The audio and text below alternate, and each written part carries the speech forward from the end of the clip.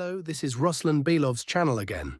So friends, a full day of combat has passed, and let me tell you, things are looking very positive. At the very least, based on what happened on the front yesterday, it became clear that all the concerns were unfounded. The 3-day ceasefire didn't help the Ukrainian armed forces. In other words, our army's momentum didn't slow down. It stayed at the same strong level. Before we move on to the details and map breakdown, let me share the monthly advance statistics. Look, in May, actually just in the first 9 days of May, even with the ceasefire taken into account, the Russian army already took control of 167.7 square kilometers. That averages about 15 square kilometers per day. But again, this includes 2 days of ceasefire, when the front, of course, barely moved. So in reality, this is a statistic for just 1 week. 7 days, not 9.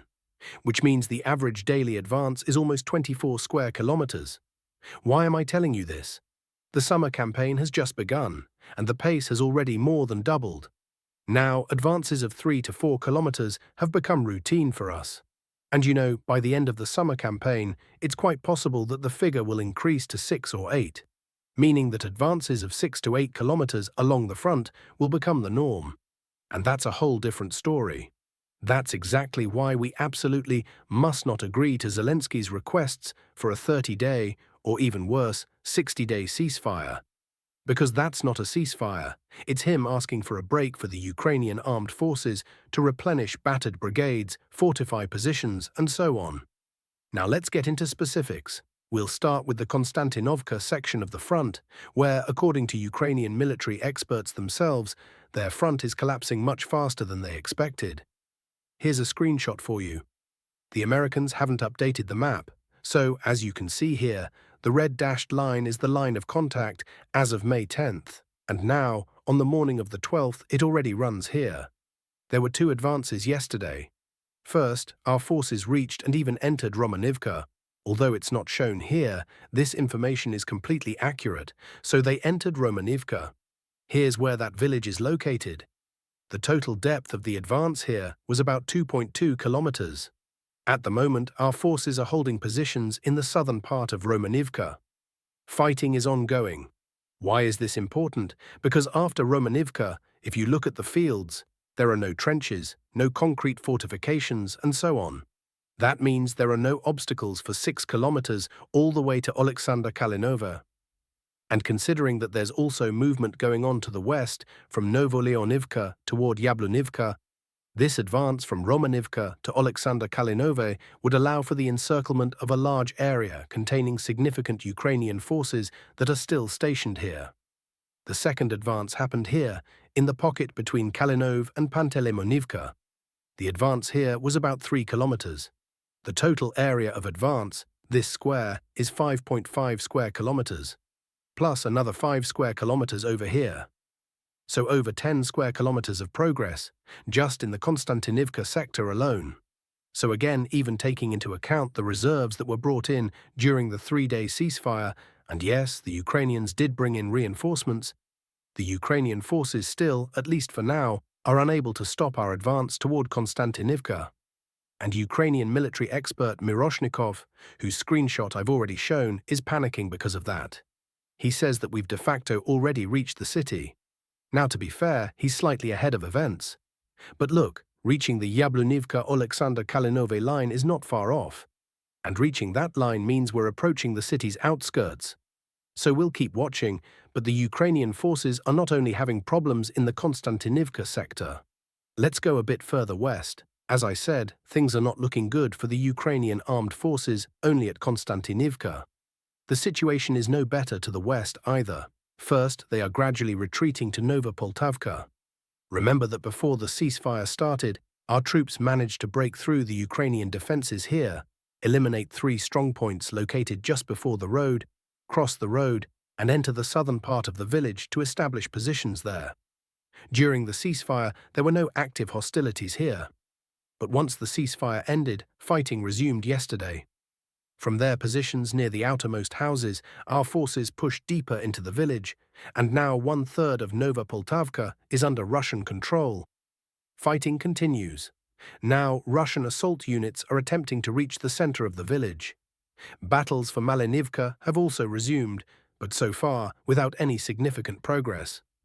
But there is serious progress to the southwest of Pokrovsk. Just take a look. Our guys made a breakthrough here. It's over 4 kilometers of advancement, and most importantly, the village of Novo Xandrka has come completely under our control.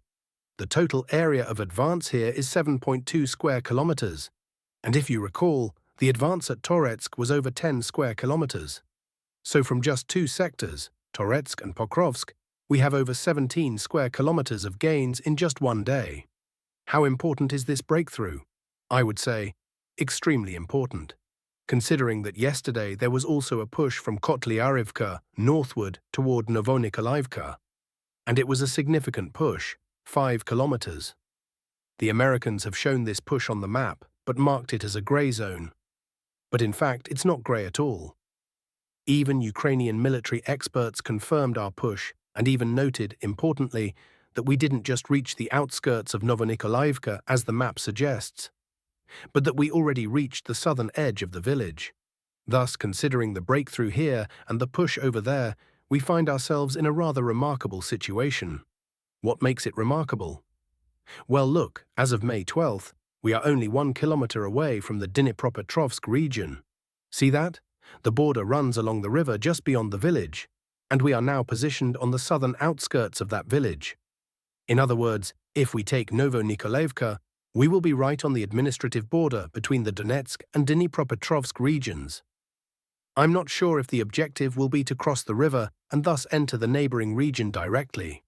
Most likely, the approach will be different. After taking Novonikolayevka, we'll likely continue westward toward Muravka, and from there enter the Dnipropetrovsk region. In fact, we'll be very close to Novopalovka. Nevertheless, this is an interesting fact, and one that is causing panic among Ukrainian military analysts. And I must say, I thoroughly enjoy watching them panic. As for Kotlyarovka, the village is under our control, but as you can see, the military command has decided not to push further west just yet. Instead, they are focusing on clearing the area both from the north, that same movement toward Novonikolayevka, and from the south. This is to secure the flanks, and it's absolutely the right decision. There's no need to rush. Securing the flanks is the priority, and that's exactly what's happening right now. Speaking of the situation to the south, fighting has already begun for Orakovo, and not just started, nearly half of the village is already under our control. But perhaps the most important thing is the speed of progress in Bogatay. Just take a look. What the situation was as of May 9th is now completely different. In just one day, Russian forces swept through all Ukrainian positions, pushing them back to the western outskirts of Bogatay. How did this happen? Very simply, any movement by the enemy is immediately met with artillery and airstrikes using glide bombs, KABs. As a result, 70% of the village is already firmly under our control. The AFU is holding only the western edge and a few positions in the northern part. Think I'm making this up? Once again, here are screenshots from various Ukrainian military analysts. They fully confirm this information. Some present it in a more delicate way, while others tell the truth, that most of the village is under our control. They also mention figures ranging from 50% to 70%. But here's what I want to point out. This isn't just a village, it's a heavily fortified area. The Ukrainian command had planned to hold us here for at least a month and a half, at minimum, maybe even 2 months. But if you exclude the days of ceasefire, it turns out there have only been 5 days of actual combat, and already 70% of this major fortified village is under our control. You might ask, how is it that in Uspanovka, battles have been going on for months, while such a large fortified area like Bogatay fell in just a few days and is almost completely ours? Well, if you've been watching my previous reports, you already know. I've told you, and even showed on maps, how our forces spent a week, maybe more, bombarding the village with FABs and artillery. They didn't rush in, they stood on the outskirts and just pounded it with KABs, artillery and everything else imaginable. And now you see the result. The fortified zone has been practically turned to dust. That's why we're able to advance much faster than expected. I wish we could see this kind of progress everywhere. But of course, we don't have fabs everywhere, and not every area has this level of artillery concentration. Well, that's all I have for today regarding the front line. Now a few words about politics. Vladimir Putin responded to what's being called Zelensky's ultimatum. The Kiev authorities didn't respond to our proposals, and instead, between May 6th and 7th, launched large-scale attacks, including in the Black Sea, said Putin. During the three-day ceasefire, there were 5 attacks on Russia's border. President Putin is proposing to resume the Istanbul negotiations, which were halted back in the spring of 2022. By the way, for the Ukrainian delegation to go to Istanbul, they'll need to repeal Zelensky's decree banning negotiations. Of course, they could ignore the decree, but then questions will arise about the legitimacy of other decrees. The globalists are in a bind. They need to come up with something quickly. Putin skillfully countered Kyiv and the EU's proposal with his own. A counteroffer, writes Yuri Podolyaka. The AFU will get no pause, and if they want to talk, they are welcome to come to Istanbul on May 15th. The tone made it crystal clear. No other options will be offered, and if the opposing side disagrees, they're on their own and have only themselves to blame. In other words, if Zelensky has something to say beyond, "we need a break to regroup," Russia is ready to talk at length as long as needed, and all the while, the war will continue. By the way, Putin used that exact term, war, and said it would be without intermediaries, meaning without Europe. The president skillfully sent the Europeans packing, dismissing their so-called peacekeeping ambitions. In short, he repelled the attack and returned the ball to their court. Whether they accept or reject the offer, Russia wins diplomatically, having forced its own terms, writes Podolyaka. Russian telegram channels report that the Kremlin coordinated its position on Zelensky's so-called ultimatum with the Trump administration. This is a bad sign for Ukraine. A diplomatic game has begun where Moscow is using a wide range of tools to strengthen its position.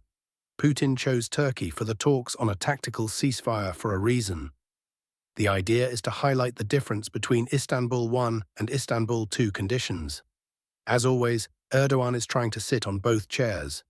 Turkey is ready to contribute in any way, including organizing talks for a ceasefire and lasting peace in Ukraine. The Turkish president stated that a comprehensive ceasefire could create the conditions necessary for meaningful peace negotiations. Dmitry Peskov also made some statements. Russia cannot allow NATO infrastructure near its borders, he told ABC News. Russia will not accept so-called European peacekeepers in Ukraine. Russia has never rejected the idea of achieving peace through negotiations. The Ukraine settlement is more complex than just signing a document. Many details matter for the future, Peskov said. Sources close to the negotiation circles say that Putin's proposal for immediate talks in Istanbul, without a 30-day ceasefire, was preliminarily agreed upon with the Trump administration.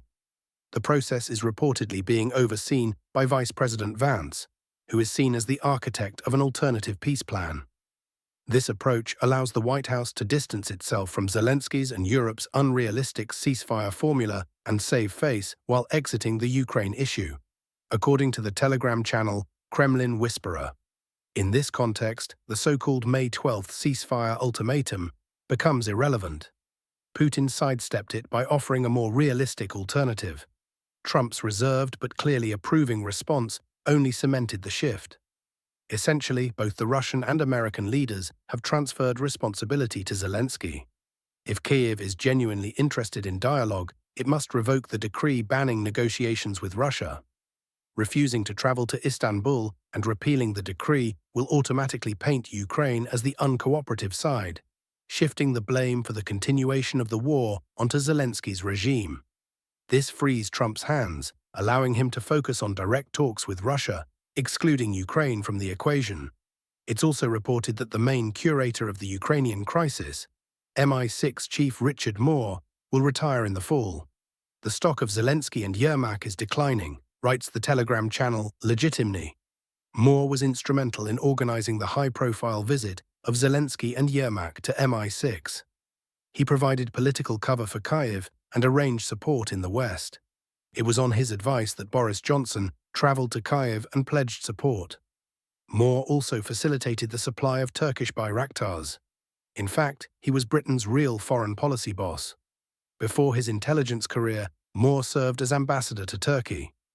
His appointment to MI6 in 2020 signaled a British focus on the Black Sea region, Romania, Moldova, and Ukraine. For the first time in MI6's history, a woman might take over, reports the Sunday Times. The leading candidate is former UK ambassador to China, Barbara Woodward, nicknamed Beijing Barbara. Two other unnamed female MI6 officers are also contenders. Supporters of Woodward say she's the highest-ranking woman in the diplomatic service, and her experience in Beijing strengthens her candidacy. If she's appointed, it will mark a shift in Western focus from Ukraine to Asia, widely seen as the key geopolitical challenge of the next decade. If Barbara takes over, it would mean that British intelligence is turning its sights toward China. The same thing happened with the US Joint Chiefs of Staff. For the Ukrainian people, that would be a good thing. For Zelensky, very bad. Kyiv still doesn't know how to listen. And that's all from me. Thank you for watching. If you enjoyed this video, don't forget to subscribe to the channel and give it a like.